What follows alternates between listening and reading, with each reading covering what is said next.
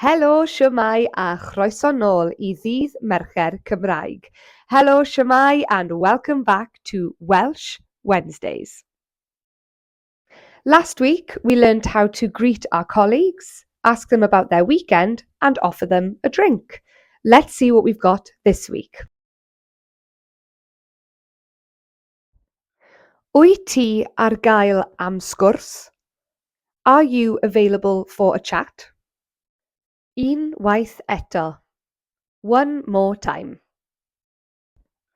Wyt ti ar gael am sgwrs? Are you available for a chat?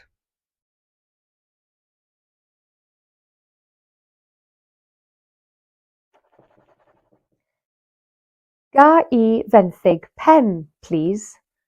Please can I borrow a pen? Unwaith eto. One more time. Ga I fenthyg pen, please? Please can I borrow a pen?